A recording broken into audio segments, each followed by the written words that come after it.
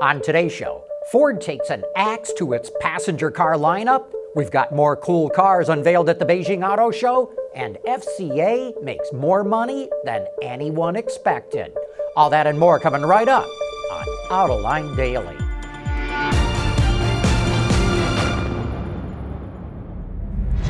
This is Autoline Daily, the show for enthusiasts of the automotive industry. China is making a big push for new energy vehicles, and that is what the Beijing Auto Show is all about.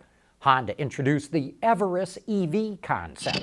It didn't reveal many details, but it did say the CUV is a concept for the first mass-produced Honda EV for China.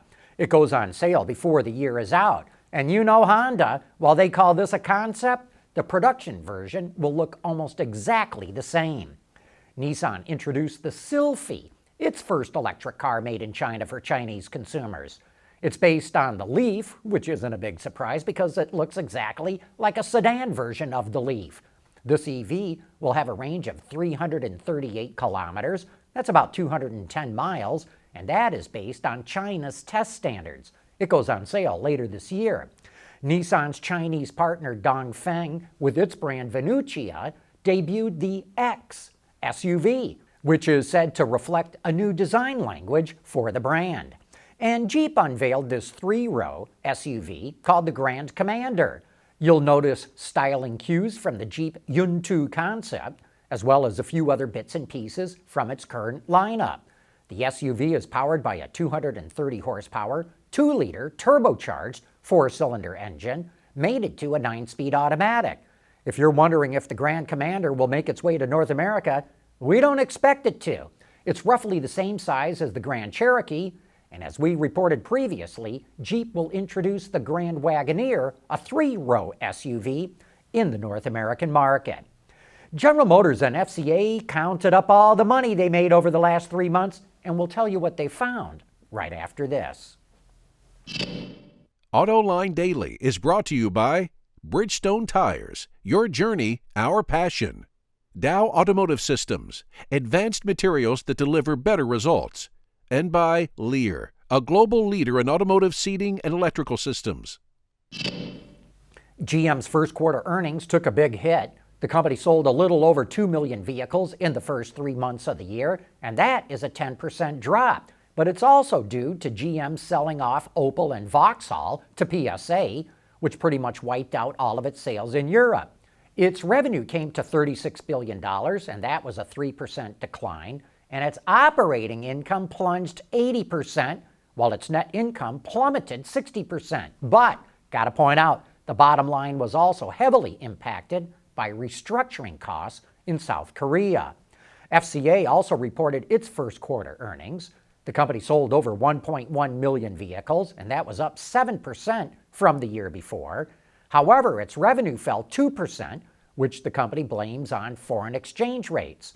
Its EBIT of 1.6 billion euros was a nice 5% gain, and its net profit soared nearly 60%.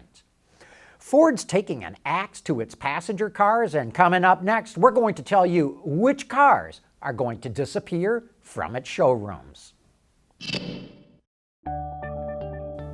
Lear Connexus is the new application suite in vehicle connectivity designed to deliver over-the-air software updates and more from Lear Corporation's E-Systems, leaders in power and data management. You know, over a month ago, we predicted that Ford would drop almost all of its passenger cars in the U.S. market, and yesterday, the company made it official. It's going to drop the Fiesta, C-Max, Fusion, and Taurus. The only cars that Ford will keep are the Mustang and the Focus, and it's going to import the Focus from China. They didn't say anything about Lincoln, but that's pretty easy to predict. They're going to get rid of the MKZ at the same time they drop the Fusion, since those cars are made in the same plant in Mexico. And with sales of the Continental limping along at less than 1,000 units a month, it's easy to predict that car will be dropped at the end of its product cycle. Ford did not announce any cuts outside of the U.S. market, but we think there are other models that could be on the chopping block. 4 slow sellers that Ford has in Europe are the B-Max, the S-Max, the Mondeo, and the Galaxy. Chopping them out of the lineup could save the company $3 to $4 billion in replacement costs. And here's why the company needs to drastically prune its model lineup.